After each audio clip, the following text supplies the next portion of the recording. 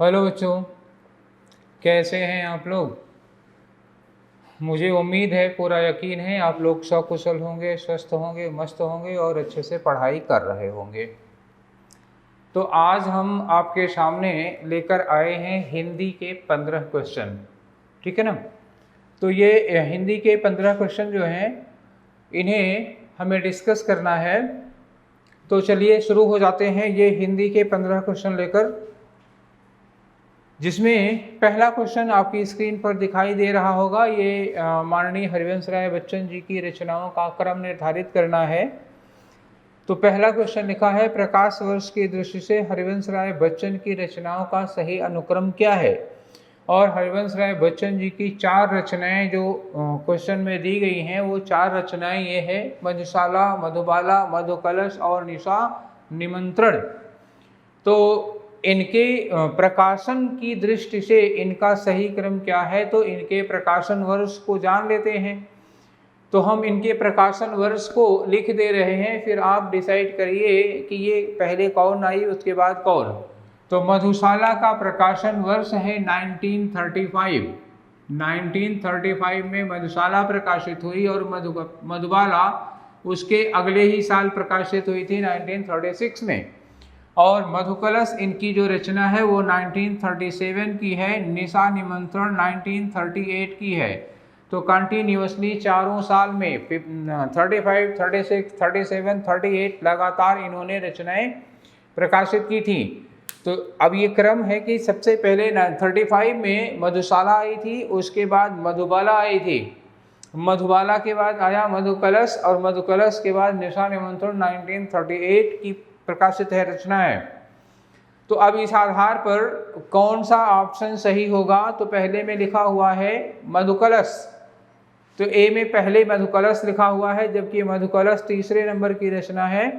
दूसरे में पहला ऑप्शन दिया है मधुशाला।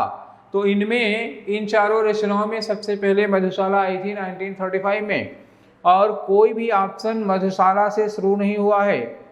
दूसरे में है केवल बी में मधुशाला है, तीसरे में शुरू हुआ है निशा निमंत्रण, चौथे में ऑप्शन शुरू हुआ है मधुबाला। तो मधुबाला 36 की है, निशा निमंत्रण 38 की है, मधुशाला 35 की है, मधुकलश 36 की है, नहीं 37 की है।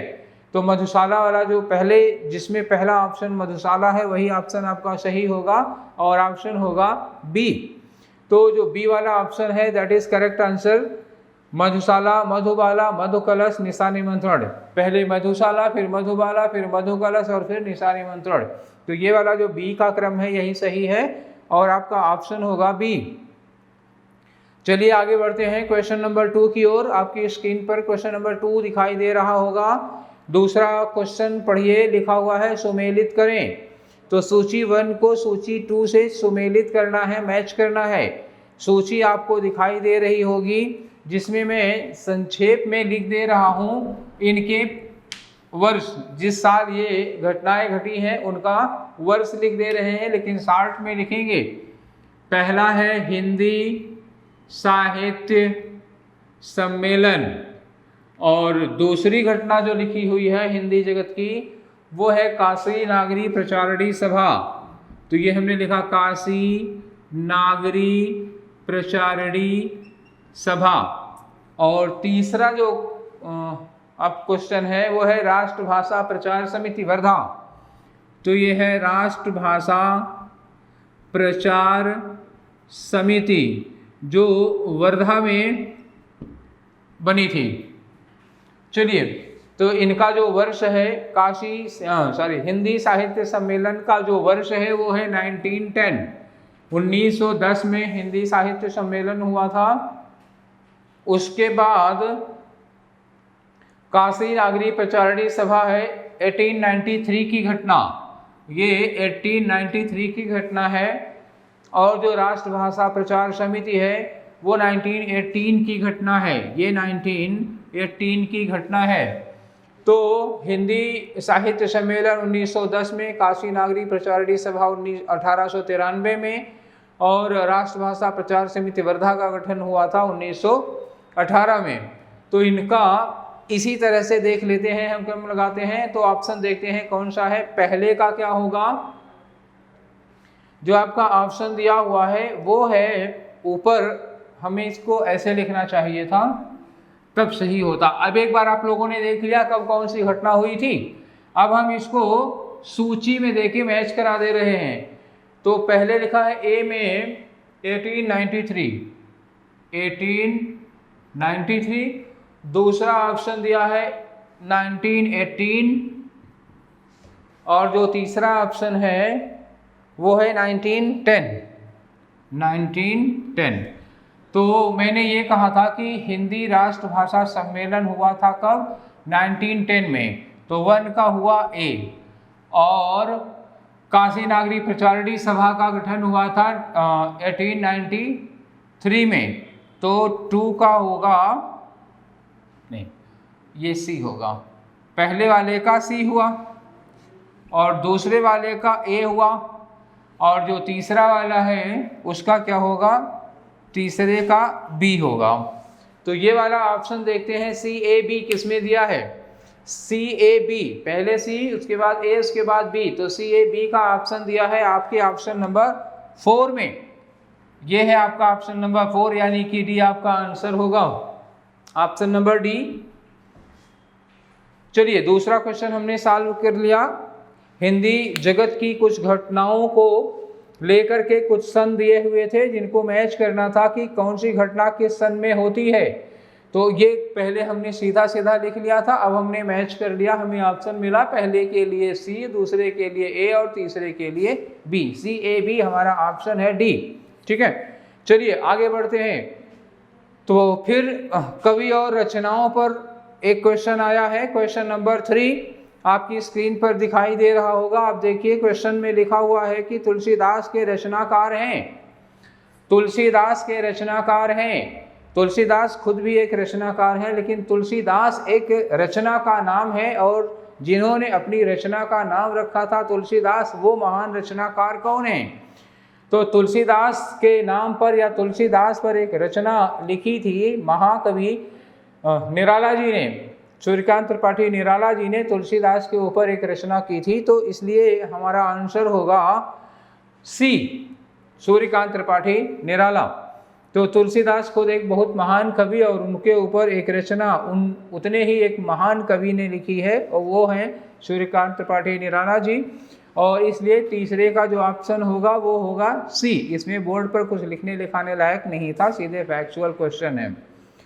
चौथा क्वेश्चन फिर एक बार रचना और रचनाकार से है, लेकिन अब की बार विधा है आत्मकथा। तो एक आत्मकथा है अन्या से अनन्या, क्वेश्चन नंबर 4 आपकी स्क्रीन पर दिखाई दे रहा होगा। क्वेश्चन नंबर 4 देखिए और पढ़िए। क्वेश्चन नंबर 4 में जो क्वेश्चन है वो है अन्या से अनन्या, ये किसकी रचना है। तो अन्या से अनन्या एक बहुत अच्छी लेखिका है प्रभा खेतान जी। तो अन्या से अनन्या प्रभा खेतान जी की आत्मकथा है। तो क्वेश्चन नंबर 4 का जो सुटेबल ऑप्शन होगा वो ऑप्शन है बी, प्रभा खेतान। पांचवा क्वेश्चन आपकी स्क्रीन पर डिस्प्ले हो रहा होगा, जरा कायदे से देखिएगा। ये एक बहुत ही प्रसिद्ध भजन है। भक्तिकाल हिंदी साहित्य जगत में स्वर्णकाल के रूप में जाना जाता है।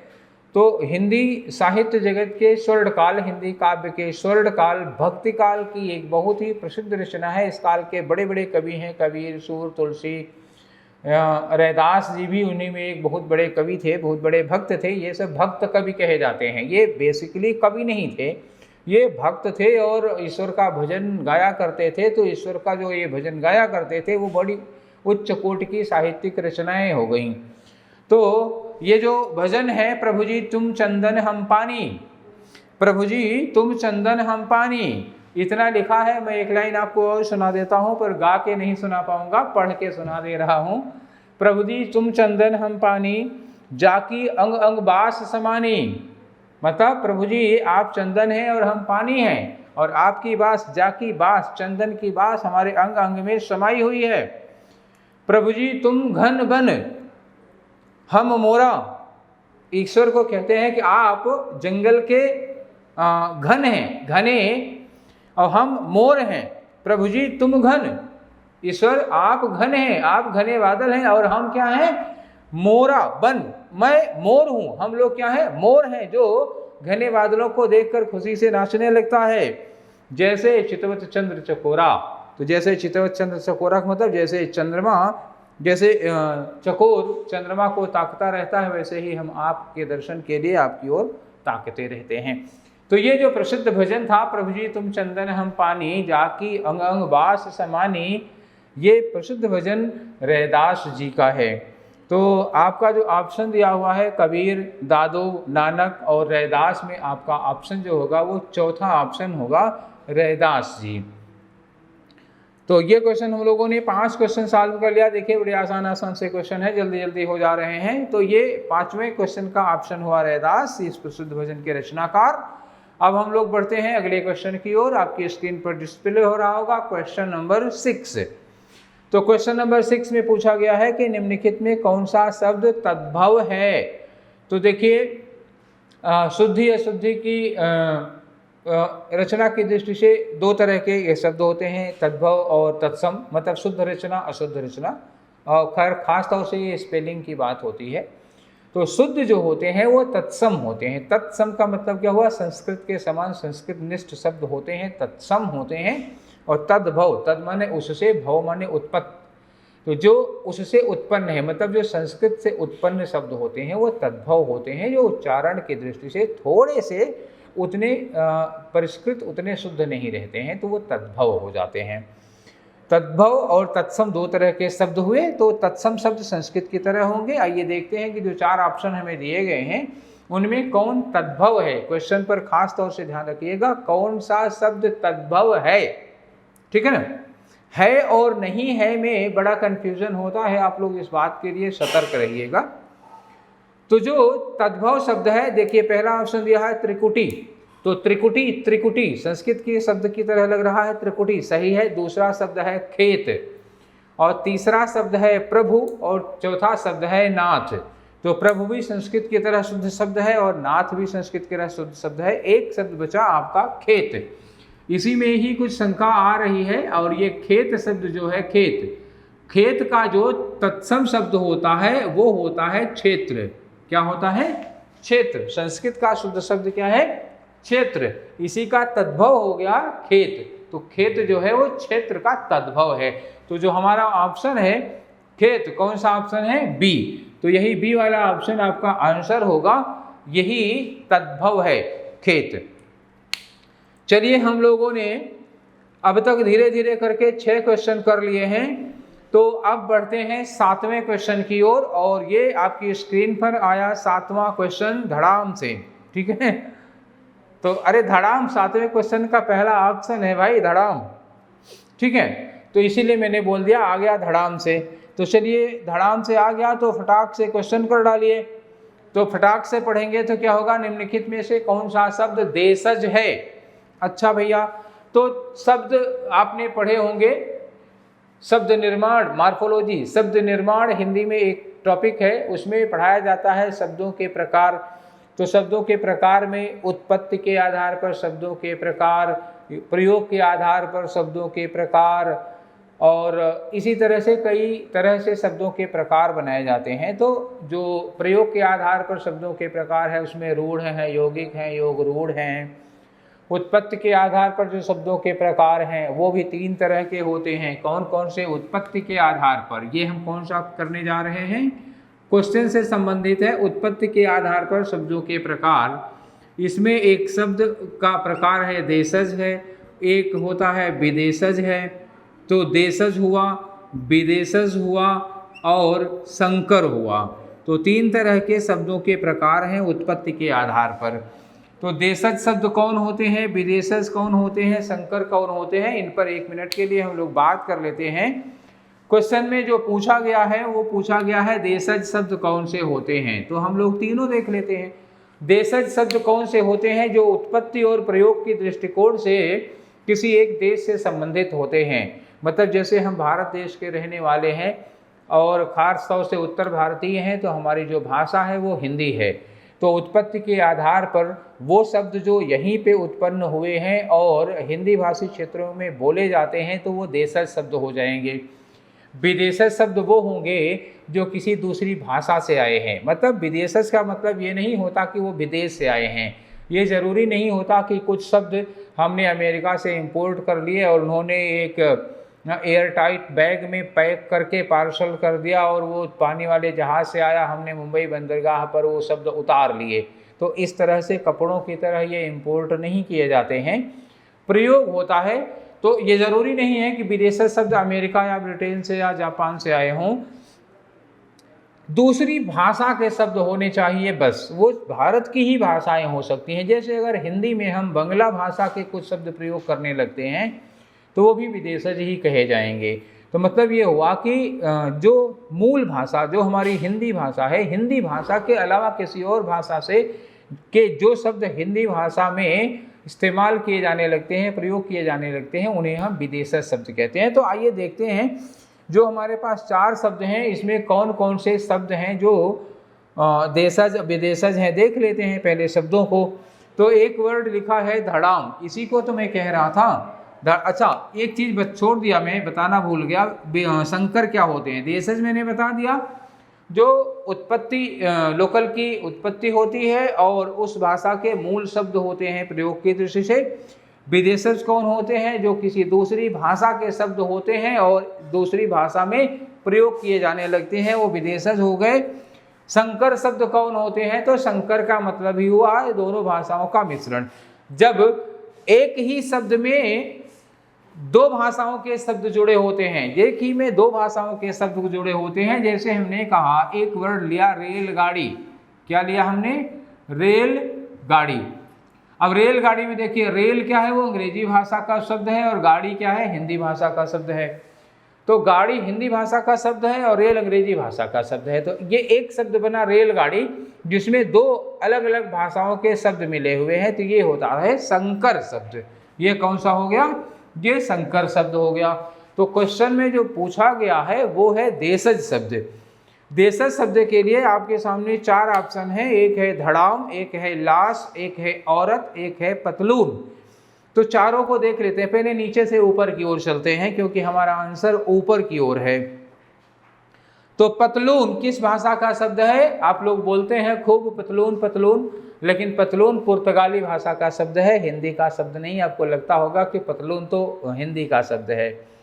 दूसरा सबसे धमाकेदार वर्ड है औरत। तो नॉर्मली किसी से पूछा जाए औरत किस भाषा का शब्द है तो आदमी कुछ लोग तो लड़ बैठेंगे कि ये शुद्ध रूप से हिंदी है, लेकिन बेटा आपको बताएं कि औरत जो है वो हिंदी भाषा का शब्द नहीं है। हिंदी औरत शब्द की उत्पत्ति हिंदी में नहीं हुई। एक्चुअली जो औरत शब्द है वो अरबी भाषा से लिया गया है। अब आप सोचेंगे कि औरत तो हिंदी का लग रहा है, आपके लगने से और उसके होने में बहुत फर्क होता है। लगता तो बहुत कुछ है कि हिंदी का है। चलिए, तो औरत किसका है, अरबी भाषा का शब्द हो गया। पतलून किसका हो गया, पुर्तगाली का हो गया। एक वर्ड है लाश। लाश किस भाषा का शब्द है, तो लाश जो है वो तुर्की भाषा का शब्द है। 3 ऑप्शन आपको हमने दे दिए। तो पतलून जो है वो पुर्तगाली का है, औरत जो है अरबी भाषा का है, लाश जो है वो तुर्की भाषा का शब्द है। तो ये तीनों तो विदेशज हो गए। अब आपके पास एक ऑप्शन बच रहा है धड़ाम। ये धड़ाम किस भाषा का शब्द बचेगा, तो फिर यही होगा हमारा है वो देशज शब्द है धड़ाम। ठीक है, तो ये धड़ाम देशज शब्द है। 7वें क्वेश्चन का जो आंसर होगा वो आंसर क्या है, ए। ठीक है ना। चलिए, तो 7 क्वेश्चन हम लोगों ने कर लिया। आप चलते हैं हम लोग 8वें क्वेश्चन की ओर। 8वें क्वेश्चन में मुहावरा है, अक्सर आप लोगों ने सुना होगा। तो ये मुहावरा गाँवों में कुछ ज़्यादा ही प्रचलित है। जो बच्चे रूरल बिलोंग करते हैं, रूरल कम्युनिटी से, तो उन लोगों को ये बहुत आसानी से समझ में आ जाएगा।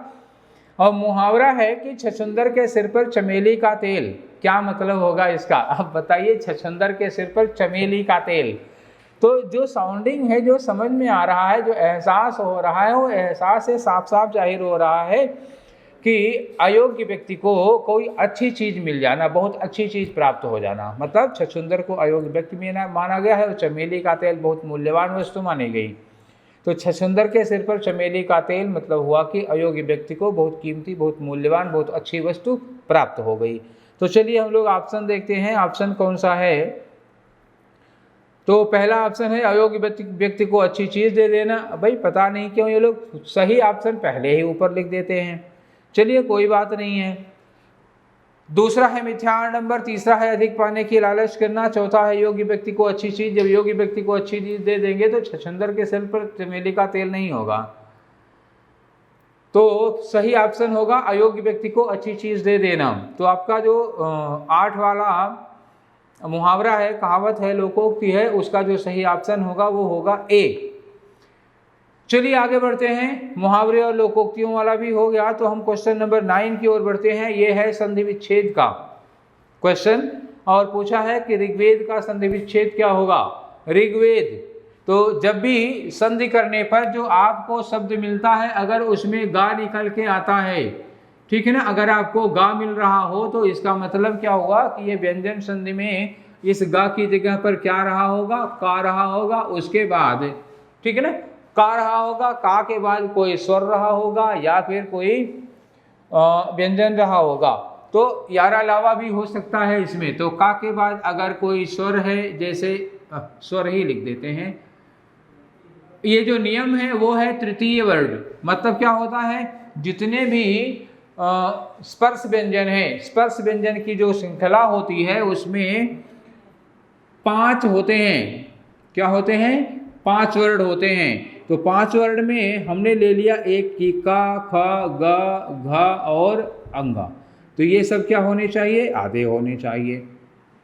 ठीक है, तो इसमें पहला क्या है? क, दूसरा क्या है? ख, तीसरा ग, चौथा घ, पांचवा अंगा। तो इसी तरह से चौथा वाला अगर हम लिखते हैं तो तीसरा क्या हो रहा है? ये इसी तरह से पापा बाबा माँ तक हम आएंगे। ठीक है ना। तो होता क्या है कि जैसे जो पहला वर्ड है, पहला, अब का हुआ, च हुआ, ऐसे होगा ट, ऐसे होगा त, ऐसे होगा प। जो पहला वाला है, इस पहले वाले में कोई स्वर जोड़ते हैं या फिर इसके बाद का कोई व्यंजन जोड़ते हैं या फिर यारा लावा जोड़ते हैं, यारा लावा सखा सह, इतना ये सब जोड़ते हैं। तो जो पहला वाला है ये क, पहला वाला अपने का तीसरा बन जाता है। तो पहला वाला अपने का तीसरा बन जाएगा, यानी कि ये फर्स्ट वाला चेंज हो जाएगा थर्ड में। तो क जो है, इस का के बाद अगर कोई स्वर जोड़ते हैं या दूसरा कोई व्यंजन या यारा लावा जोड़ते हैं तो क की जगह पर क्या बन जाता? ग बन जाता। तो इसका मतलब ऋग्वेद में हमें मिल क्या रहा है? देखिए ये है ऋग्वेद। तो ऋग्वेद में एक मिला कौन सा शब्द? वेद। जो जुड़ा हुआ शब्द है, तो जुड़ा हुआ शब्द है वेद। तो जुड़ा हुआ शब्द वेद है, तो जिसमें जुड़ा है वो क्या होगा, क्या होना चाहिए था? तो दूसरा वाला जो शब्द है ऋग्वेद में जुड़ने वाला दूसरा शब्द है वेद। तो ठीक है, हम वेद पा गए, तो इसके पहले क्या वर्ड होना चाहिए था, कौन सा शब्द होना चाहिए था? ये मिला री, और ये है वेद। री और वेद के बीच में क्या मिला है? गा मिला है। तो आधा गा मिला है, तो इसमें गा किसका बना होगा? किस वर्ड का गा बन सकता है? तो अभी अभी मैंने बताया था ना कि पहला वाला जो अक्षर होता है क को ही गा में चेंज करते हैं। तो ये रहा होगा ऋक, और उसके बाद लिखा होगा वेद। ऋक में वेद जब जोड़ेंगे, तो मैंने कहा था जो प्रथमाक्षर होता है स्पर्श व्यंजनों में, जो प्रथमाक्षर होते हैं, क हुआ, च हुआ, ट हुआ, ता हुआ और पा हुआ, इनमें अगर जोड़ रहे हैं कोई दूसरा तो इसका तीसरा बन जाता है। तो यही जो का है, इसी के बदले में क्या बन गया? गा बन गया, और वेद पीछे से आके इसमें जुड़ गया। तो ये बना ऋग्वेद। तो इसका मतलब इसमें ऋग्वेद की जो संधि विच्छेद होगी वो क्या होगा? ऋक होगा, और उसके बाद वेद होगा। ठीक है, चलिए आगे बढ़ते हैं। तो ये हमारा ऑप्शन देखते हैं किस में है। आंसर हमें पता चल गया, आंसर आपको पता चल गया। तो अब आप ढूंढ लीजिए कि जो हमने आंसर पता किया है वो आंसर आपके किस ऑप्शन में दिया हुआ है। तो ऋग्वेद की संधि विच्छेद जो हम लोगों ने पता लगाई वो था ऋक और वेद। आप ढूंढिए ऋक और वेद किस ऑप्शन में है, तो ऑप्शन है बी। ठीक, तो आपके बी ऑप्शन में दिया हुआ है ऋक और वेद, तो सुटेबल ऑप्शन हुआ बी। क्वेश्चन नंबर 9 का आंसर हुआ बी। हम लोग 9 खत्म कर चुके हैं। Let's proceed to the next. हम लोग आगे बढ़ते हैं क्वेश्चन नंबर 10 की ओर, और आपकी स्क्रीन पर दिखाई दे रहा होगा क्वेश्चन नंबर 10। चलिए आगे बढ़ते हैं। क्वेश्चन नंबर 10 को एक्सप्लेन करते हैं, समझते हैं क्या है। पहले क्वेश्चन पढ़िए, लिखा हुआ है आप बीती। आप बीती शब्द में समास कौन सा है? तो ये समास का क्वेश्चन है। समास आपने पढ़े होंगे, 6 तरह के हैं, बेसिकली 6 तरह के हैं, वैसे तो बहुत हैं, तत्पुरुष में भेद करेंगे तो बहुत सारे निकल आएंगे। तो जो ये आपबीती शब्द है, इस आपबीती शब्द में कौन सा समास है? तो आप ऑप्शन देख लीजिए, पहले क्या लिखा हुआ है, कर्मधारय समास। पहले इन सबको हम देख लेते हैं, फिर आगे बढ़ेंगे। कर्मधारय समास में क्या होता है कि कर्मधारय समास में जो पहला पद होगा वो विशेषण होगा, दूसरा पद विशेष से होगा। मतलब हुआ कि पहला पद जो होगा विशेषण होगा, दूसरा नाउन। विशेष की जगह पर हम बदल दे रहे हैं, विशेष टेक्निकल वर्ड है, तो विशेष की जगह पर साधारण शब्द ले आएंगे तो क्या हो जाएगा, संज्ञा होगा। तो पहला विशेषण होगा, दूसरा संज्ञा होगा, यानी कि पहला एडजेक्टिव दूसरा नाउन होगा। अच्छा, कभी कभी दोनों नाउन होते हैं और पहला वाला जो पद होता है एडजेक्टिव का काम करने लगता है, कभी कभी पहला नाउन होता है दूसरा एडजेक्टिव का काम करने लगता है। तो मतलब एक नाउन होगा एक एडजेक्टिव होगा, जरूरी नहीं है। अच्छा, दूसरा एक और तरह का होता है कि कभी कभी एक उपमान होता है, एक उपमेय होता है। तुलना वाले में से ले लेते हैं तो एक उपमान होगा, एक उपमेय हो जाता है। जैसे चरण कमल लिखा हुआ, जो चरण कमल में क्या होगा, चरण उपमान हो गया और कमल उपमेय हो गया। चंद्रमुखी लिखा हुआ है तो चंद्र क्या हो गया, उपमेय हो गया, और मुख क्या है, उपमान हो गया। तो उपमेय उपमान भी हो सकता है, उसमें एक उपमेय होगा, एक उपमान होगा, एक एडजेक्टिव होगा, एक नाउन होगा, एक विशेषण होगा, एक विशेष्य होगा। तो इस तरह का होता है कर्मधारय समास। तो आपबीती में ना कोई एडजेक्टिव है, ना कोई उपमेय है, ना कोई उपमान है, ना कोई विशेषण है, ना कोई विशेष्य है। तो ये कर्मधारय समास की रेंज के बाहर चला गया। दूसरा ऑप्शन लेते हैं द्वंद्व समास। तो द्वंद्व समास में क्या होता है कि द्वंद्व समास में दोनों चीज़ें, अब द्वंद्व होता है तो द्वंद्व का मतलब क्या हुआ, आप समझ लीजिए कुश्ती हो रही है। तो दो पहलवान आपस में लड़ रहे हैं, दो पहलवान आपस में लड़ेंगे तो जब कुश्ती होती है तो देखिए उनको वजन के हिसाब से लड़ाया जाता है। 50 किलो वर्ग के पहलवान, 70 किलो वर्ग के पहलवान, तो मतलब वजन लगभग बराबर होता है। या युद्ध में देखिए जब लड़ाई होती थी तलवार से, तो एक तलवार वाला एक तलवार वाले से लड़ता है, एक गदा वाला एक गदा वाले से लड़ता है, ठीक है ना। रथ वाला रथ वाले से लड़ेगा, पैदल वाला पैदल वाले से, घुड़सवार वाले से लड़ेगा। तो ये द्वंद्व होता है दो बराबर में।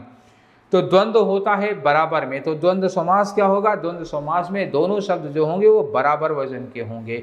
जैसे माता पिता, जैसे दाल रोटी, इस तरह के, जैसे राम लक्ष्मण, तो इस तरह के शब्द होते हैं। जैसे सीताराम, तो दोनों बराबर महत्व के शब्द होते हैं, ठीक है। तो ये होता है द्वंद्व समास। तो यहाँ द्वंद्व समास नहीं है। आई बात अब तीसरे नंबर पर द्विग समास की। तो द्विग समास में होता क्या है कि जो पहला शब्द है, पहला पद, वो संख्यावाची होना चाहिए। पहले शब्द में कोई नंबर आना चाहिए, कोई संख्या आनी चाहिए। जैसे मान लीजिए हम लिख देते हैं त्रिकोण, तो त्रिकोण कह दिया, त्रिभुवन कह दिया, चौराहा कह दिया, चारपाई कह दिया, दोपहर कह दिया, तो इस तरह के शब्द। लेकिन अगर ये पहले संख्या हो लेकिन उसका मतलब जो है कुछ और निकल रहा है, जैसे मैंने कहा त्रिकोण, ठीक है, या त्रिभुज, तो त्रिभुज में पहला शब्द त्रि है, तो त्रिभुज का पहला शब्द त्रि है, ये क्या हो गया, संख्यावाची हो गया, तो द्विगु समास होगा। लेकिन अगर कह दिया जाए त्रिनेत्र, तो त्रिनेत्र में भी पहला शब्द त्रि है, लेकिन त्रिनेत्र का मतलब 3 नेत्र नहीं होता, त्रिनेत्र का मतलब शिव जी होता है। तो जब भले ही पहला पद संख्यावाची है लेकिन इसका अर्थ अन्य हो जाता है, मतलब एक और दूसरा अर्थ निकाला जाता है, दूसरे नेत्र के संदर्भ में नहीं बल्कि ये शिव जी के संदर्भ में प्रयोग किया जाता है। तो जब अन्य अर्थ निकलता है तो अव्ययी भाव समास होता है, ठीक है ना। तो द्विगु समास में और अव्ययी भाव समास में यही इतना बेसिक सा डिफरेंस है, ये बात अपने दिमाग में रखिए। दशानन में 10 जो है एक संख्या है, लेकिन दशानन का जो अर्थ होता है वो 10 सिर नहीं होता बल्कि रावण होता है, इसलिए दशानन द्विगु समास नहीं होगा, वो अव्ययी भाव समास, सॉरी बहुव्रीहि समास होगा। गलत बोल दिया मैंने। त्रिनेत्र भी मेरे मुंह से गलत निकल गया था, वो अव्ययी मैंने बोल दिया था, अव्ययी नहीं है, ये बहुव्रीहि समास होगा। त्रिनेत्र शिव जी के अर्थ में होता है, वो बहुव्रीहि समास होगा।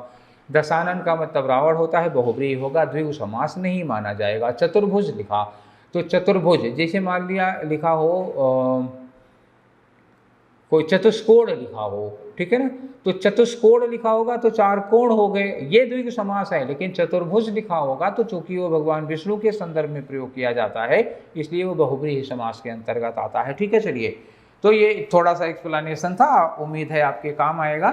तो जो आप बीती है, आप बीती ना तो कर्मधारय है, ना तो द्वंद्व है, और ना ही तो ये द्विगु के दायरे में आता है, तो फिर बचा क्या, तत्पुरुष समास के दायरे में आएगा।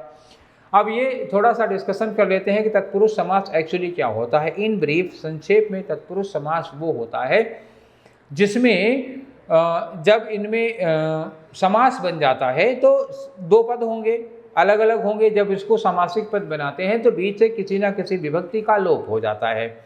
द्वितीया से लेकर के सप्तमी तक किसी न किसी विभक्ति का लोप हो जाएगा। तो कौन से चिन्ह गायब हो जाते हैं, जैसे प्रथमा का ने होता है, ने गायब हो गया।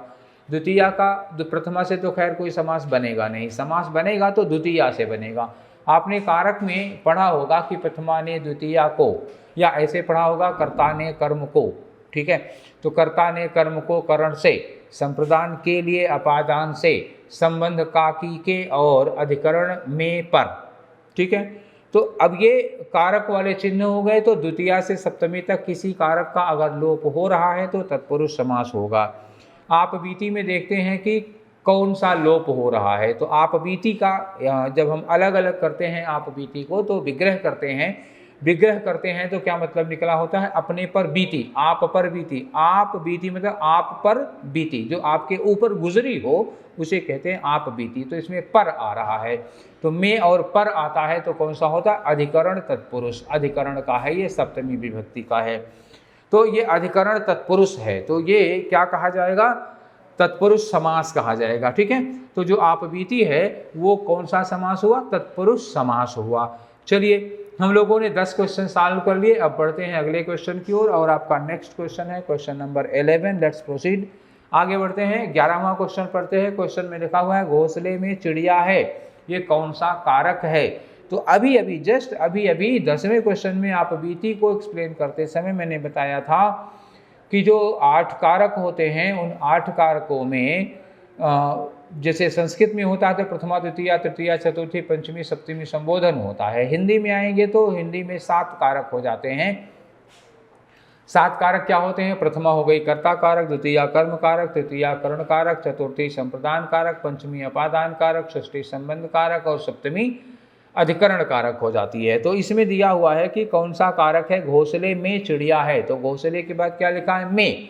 अंग्रेजी का प्रीपोजिशन क्या लगाएंगे इसके लिए, इन। तो जहां अंग्रेजी का इन प्रीपोजिशन लगता है, हिंदी में कारक चिन्ह का प्रयोग किया जाता है। ये होता है स्थान, स्थान को दिखाता है, स्थान दर्शाता है। जैसे कमरे में, घोंसले में, तालाब में, नदी में और बैग में। तो ये में जो वर्ड लिखा जाता है, में जो सब कारक है, तो में है सप्तमी विभक्ति का, जिसको हम लोग कहते हैं अधिकरण कारक। अभी थोड़ी देर पहले मैंने बोला था कर्ता ने कर्म को करण से, संप्रदान के लिए अपादान में, संबंध काकी के, और जो अधिकरण है सप्तमी अधिकरण में या पर। तो में या पर, आप बीती में पर आया था और नीचे वाले घोंसले में चिड़िया है, इसमें में लिखा हुआ है, तो में क्या होगा, अधिकरण कारक, ठीक है ना। तो में हो गया अधिकरण कारक, और आपका ऑप्शन होगा डी, चौथे में दिया हुआ है अधिकरण कारक। चारों को एक्सप्लेन करेंगे तो अपादान कारक क्या था, अपादान कारक होता है से अलग होने के संदर्भ में। जैसे पेड़ से पत्ते टूटते हैं तो पेड़ से पत्ते टूटे अलग होने के लिए। संबंध कारक छठी विभक्ति है, इसमें काकी के होता है, जैसे राजा का पुत्र, ठीक है ना। और अगला है संप्रदान कारक, संप्रदान कारक होता है के लिए, चतुर्थी विभक्ति है। जैसे हम ये कहते हैं कि मैंने बच्चों के लिए मिठाई खरीदी, तो के लिए में क्या आ जाएगा, संप्रदान कारक आ जाएगा, ठीक है। तो बाकी हमने तीनों भी डिस्कस कर दिया। आपका आंसर जो है वो होगा अधिकरण कारक। उम्मीद है अब आपको कोई शंका, कोई डाउट नहीं होगा। तो 11वां क्वेश्चन हम लोगों ने डिस्कस कर लिया। अब हम लोग बढ़ते हैं अगले क्वेश्चन की ओर, और आपका क्वेश्चन नंबर 12 आपकी स्क्रीन पर दिखाई दे रहा होगा। पढ़ते हैं क्वेश्चन नंबर 12। लिखा है कनुप्रिया के रचनाकार कौन है। तो एक बार फिर से हम लोग आ गए कहाँ पर, रचना और रचनाकार, जहाँ से शुरू किया था। पहला क्वेश्चन था धर्मवीर भारती की रचनाएं, दूसरा क्वेश्चन था तुलसीदास के रचनाकार कौन है। फिर हम लोग आते हैं 12वें क्वेश्चन पर, उसी प्रकरण पे, और लिखा हुआ है इस बार कनुप्रिया के रचनाकार कौन है। तो कनुप्रिया एक रचना है, उसके रचनाकार कौन है। तो धर्मवीर भारती हैं कि गांगेय राघव हैं कि भगवती शरण वर्मा हैं कि नागार्जुन हैं। तो कनुप्रिया धर्मवीर भारती की रचना है, ठीक है ना। तो कनुप्रिया धर्मवीर भारती जी की रचना है। इनकी एक और बहुत प्रसिद्ध रचना है गुनाहों का देवता। ठीक, तो अगर आपने नहीं पढ़ी होगी तो पढ़ लीजिए, वो प्रेमियों का ग्रंथ माना जाता है। धर्मवीर भारती का गुनाहों का देवता पढ़ लीजिए, बहुत अच्छी रचना है। ठीक है, खास तौर से प्रेम करने वाले तो उसको पढ़ ही लें। तो कनुप्रिया के रचनाकार 12वां क्वेश्चन, इसका आंसर हुआ ए, धर्मवीर भारती की रचना है। चलिए हम लोग आगे बढ़ते हैं, क्वेश्चन नंबर 13। तो 13वां प्रश्न है, प्लुत स्वर कौन सा होता है? तो प्लुत स्वर कौन सा होता है? देखिए स्वर 3 प्रकार के होते हैं, वैसे बेसिकली 2 पढ़े होंगे आप लोग, एक तीसरा भी है, खास तौर से संस्कृत में ही ये पाया जाता है, हिंदी में तो प्लुत का प्रयोग होता नहीं। लेकिन देख लेते हैं स्वर 2 तरह के कौन, 3 तरह के कौन से? एक होता है ह्रस्व, ह्रस्व जिसकी मात्रा क्या होती है? लघु होती है। दूसरा क्या होता है? दीर्घ, दीर्घ को हम क्या कह सकते हैं? जिसकी मात्रा हम लोग कैसे यूज करते हैं? गुरु। और तीसरा क्या होता है? प्लुत। ठीक है, तो प्लुत क्या हो गया? अब ह्रस्व में क्या होता है? ह्रस्व में आ जाएगा आ हो गया, ई हो गया, ऊ हो गया और री हो गया, ये हो गए। दीर्घ में कौन हो जाएगा? इन्हीं का बड़ा हो जाता है, आ ही, ई है, बड़ा ऊ है, ए है, ए है, ओ है, औ है, ये हो गए दीर्घ हो गए, बड़े वाले हो गए। ठीक है ना। इनके उच्चारण में कितना समय लगता है? 1 यूनिट टाइम का समय लगता है। और इनमें कितना लगता है? 2 यूनिट टाइम का समय लगता है। जैसे मान लीजिए सपोज 1 सेकेंड तो नहीं लगता, लेकिन मान लीजिए अगर जो लघु ह्रस्व हैं उनको उच्चारण करने में, उनको बोलने में 1 सेकेंड का टाइम लगेगा, तो दीर्घ वाले में 2 सेकेंड का टाइम लगेगा, उनका 2 गुना टाइम लगता है। जैसे मान लीजिए हमने लिखा यहाँ पर किरण, किरण लिखा, और दूसरा शब्द हमने लिखा कीमत, तो दोनों में क्या लिखा हुआ है? की लिखा हुआ है। अब हमें इसको ले लेते हैं, इस की को और इस की को लिख लेते हैं। तो पहला वाला क्या है? किरण, किरण में क्या हुआ? की जो बोल रहे हैं वो बहुत जल्दी से पास हो जाएगा, किरण जल्दी से निकल गया। कीमत, कीमत में किरण की अपेक्षा का पर कितना जोर पड़ा? तो जो किरण में की है उसमें जितना समय लग रहा है, कीमत का जो की है उसका 2 गुना टाइम बोलने में लग रहा है, ये हो जाता है एसेंटेड, जिसमें ज़्यादा समय लगता है, ये दीर्घ हो जाता है। तो प्लुत क्या होता है? प्लुत में 3 गुना टाइम लगता है, इन सब की अपेक्षा 3 गुना टाइम लगता है, और 3 गुना टाइम लगता है तो ये कौन सा शब्द होता है?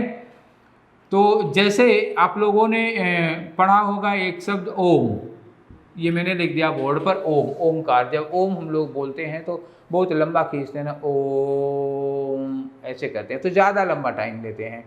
तो ये जो इसमें 3 गुना टाइम लगता है, ह्रस्व और दीर्घ की अपेक्षा 3 गुना टाइम बहुत ज़्यादा खींच के लिखा जाता है, वो हो जाता है यही। तो संस्कृत में अक्सर कभी कभी कह धन आपी, देखा होगा आपने, कह और धन आपी, ऐसा जब कभी संधि करते हैं तो आपने पढ़ा होगा कि ऐसे लिखा होता है एक कह धन आपी, तो ये लिखा होता है ना कोपी, कोपी में को और पी के बीच में ऐसे एक एस की तरह, सांप की तरह लिखा होता है, यही चिन्ह होता है वो प्लुत का। तो ये प्लुत का चिन्ह होता है, इसको आप क्या कहेंगे? कोपी। थोड़ा जो ओ का टाइम था उसका और बढ़ जाता है 2 गुना, ये हो गया कोपी। तो आप बताइए कि 13वें क्वेश्चन में जो ऑप्शन है सुटेबल वो कौन सा है? ये कौन सा हो गया? जो हमने ये ओम लिखा था, इसी ओम शब्द को ये तो उसमें लिखा हुआ है हिंदी में, तो ये कैसे हो जाएगा? ओ और माँ, ये लिखा हुआ है, यही ओम, यही शब्द ये लिखा हुआ है, तो यही आपका प्लुत होना चाहिए। तो कौन सा आंसर होगा? देखिए आंसर तो आपको पता ही चल गया है, ऑप्शन बताइए कौन सा होगा।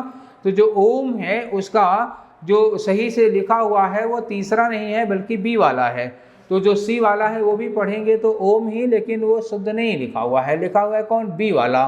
ठीक है, तो प्लुत, जो प्लुत स्वर है वो किस में लगा हुआ है? बी वाले में लिखा हुआ है, इसलिए जो 13वां क्वेश्चन है उसका सही ऑप्शन होगा बी।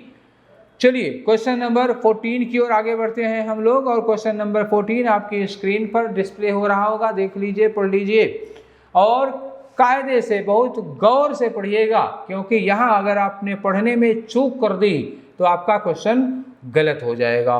ठीक से पढ़िए, आप लोग पढ़ चुके, चलिए हम पढ़ के सुनाते हैं। लिखा हुआ है प्रयोजन शब्द का, प्रयोजन का समानार्थी शब्द नहीं है, नहीं पर आप विशेष फोकस करिएगा। पूछा जा रहा है प्रयोजन का समानार्थी शब्द नहीं है, नहीं पर खास जोर है, तो इसमें पूछा है समानार्थी कौन सा नहीं है। ठीक है, तो प्रयोजन का मतलब क्या होता है? उद्देश्य। जैसे कहते हैं आपका किस प्रयोजन से लखनऊ आना हुआ, या किस प्रयोजन से आपने मुझे फ़ोन किया है, या किस प्रयोजन से आप ये किताबें खरीद रहे हैं। तो प्रयोजन का मतलब होता है लक्ष्य, उद्देश्य। तो चलिए ऑप्शन देखिए, पहला लिखा है लक्ष्य, तो लक्ष्य का मतलब होता ही है उद्देश्य, प्रयोजन। हेतु माने भी होता है, किस हेतु आना हुआ, तो हेतु माने भी हुआ लक्ष्य या प्रयोजन। उद्देश्य का मतलब होता ही है लक्ष्य या प्रयोजन। तो ए, बी और डी तीनों क्या हो गए? ए, बी और डी प्रयोजन के पर्यायवाची हो गए, ये साइनोनियम हो गए, ये समानार्थी हो गए। एक वर्ड दिया है नियोजन, तो नियोजन इसका समानार्थी है। नियोजन का मतलब क्या होता है? किसी चीज़ की प्लानिंग करना, ठीक है ना। तो नियोजन होता है प्लानिंग करना, इम्प्लीमेंटेशन करना किसी नियम का। तो नियोजन जो है वो प्रयोजन का समानार्थी नहीं है, ठीक है। तो आपका ऑप्शन होगा सी, बाकी तीनों समानार्थी हैं। आते हैं क्वेश्चन नंबर 15 पर। आप स्क्रीन पर देखिए, आपकी स्क्रीन पर डिस्प्ले हो रहा होगा क्वेश्चन नंबर 15, और आज के डिस्कशन का ये आखिरी क्वेश्चन है। क्वेश्चन नंबर 15 में रिजु शब्द का, रिजु का विलोम शब्द है। तो रिजु क्या है पहले आप ये बताइए। तो 6th 7th 8th में ही, या मुझे लगता है उसके पहले ही, जब मैथमेटिक्स में आपको कोण पढ़ाया जाता था तो एक कोण था रिजु कोण। रिजु कोण क्या होता था? तो समकोण, न्यून कोण, रिजु कोण, अधिक कोण, यही आप लोगों को पढ़ाए गए होंगे शुरू में। तो रिजु कोण क्या होता है? रिजु कोण होता था ऐसे, जो एक बना देते थे हम लोग 180 डिग्री। ये क्या था? 180 डिग्री। तो 180 डिग्री का जो कोण होता है वो क्या होता है? रिजु कोण होता है। और रिजु कोण पे जो होता है वो एक सरल रेखा होती है। क्या होती है? एक सीधी रेखा होती है। थोड़ा सा मिटाना पड़ा, नहीं तो हमारी रेखा टेढ़ी हो रही थी, इसलिए मिटा दिए, ठीक है ना। आप लोग कह रहे होंगे कि क्यों मिटा दिए, तो हमारा रिजु कोण बन नहीं रहा था, लाइन टेढ़ी हो गई थी। अब आप समझ रहे होंगे कि ये जो सीधी रेखा है वो क्या होगी? 180 डिग्री का कोण बनाती है। तो रिजु कोण यही होता था, यानी रिजु का मतलब क्या हुआ? सीधी रेखा। तो रिजु कोण अगर सीधी रेखा है तो इसका विलोम क्या होगा? सरल, त्रिकोण, वक्र या सीधा। तो सीधा का अपोजिट, सीधा का विलोम क्या होता है? तो सीधा का विलोम होता है टेढ़ा। और टेढ़ा का जो, टेढ़ा के लिए जो यहाँ शब्द प्रयोग किया गया है वो है वक्र। वक्र का मतलब क्या होता है? टेढ़ी मेढ़ी रेखा, ठीक है ना। त्रिकोण में भी रेखाएं सीधी होती हैं, ठीक है ना। सरल में भी सीधा होता है। सरल रेखा किसे कहते हैं? सरल रेखा सीधी रेखा को ही कहते हैं। त्रिकोण में भी देखिए भले 3 कोण होंगे लेकिन रेखाएं तो सीधी ही होंगी ना। तो त्रिकोण में भी सीधी रेखा होगी और सरल रेखा में भी सीधी रेखा होगी, रिज में भी सीधी रेखा होती है। तो एक ही ऑप्शन बच रहा है इसमें, वक्र। वक्र का मतलब क्या होता है? ये वक्र हो गया। तो ये टेढ़ी मेढ़ी रेखा हो गई। तो रिज का अपोजिट, रिज का विलोम क्या होना चाहिए? वक्र होना चाहिए। और यही आपका सुटेबल ऑप्शन, सही ऑप्शन हुआ। तो आज का ये 15 क्वेश्चन का डिस्कशन यही समाप्त होता है। उम्मीद है आप लोगों को ये 15 क्वेश्चन अच्छे से समझ में आ गए होंगे। अगर फिर भी आपको कोई डाउट या कोई शंका शुबहा रह गई है तो आप हम लोगों को मैसेज करिएगा, आपकी उन शंकाओं को दूर किया जाएगा। अच्छा, इसके अलावा भी अगर आपको हिंदी में कोई फर्दर प्रॉब्लम है या और कोई क्वेश्चन पूछना है जो आपको समझ में नहीं आ रहा है, या कहीं आपने एक्सप्लेनेशन देखा ठीक से एक्सप्लेन नहीं हो पाया या दिमाग में नहीं ठीक से बैठ पाया, तो क्वेश्चन आप भेज सकते हैं।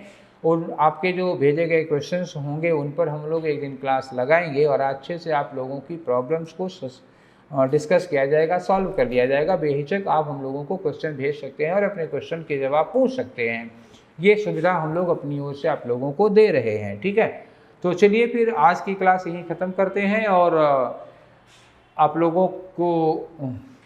लोगों के लिए एक शुभकामना है कि आप लोग स्वस्थ रहें और सुखी रहें और अच्छे से पढ़ाई करते रहें। आज की क्लास देखने के लिए आप लोगों को बहुत बहुत धन्यवाद।